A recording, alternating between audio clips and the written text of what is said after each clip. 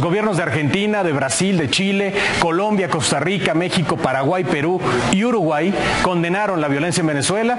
A través de un comunicado lamentaron la pérdida de más vidas durante las manifestaciones. Dijeron que es urgente que las autoridades de aquel país adopten medidas para asegurar los derechos fundamentales y preservar la paz social. Consideraron imperativo, dice el comunicado, que Venezuela retome la senda de la inconstitucionalidad democrática, que su gobierno fije las fechas para el cumplimiento del cronograma electoral, libere a presos políticos y garantice la separación de poderes constitucionales. Todo esto allá en Venezuela. Más adelante, a través de Foro TV, detalles de la jornada de hoy, que seguramente también traerá confrontaciones, desafortunadamente.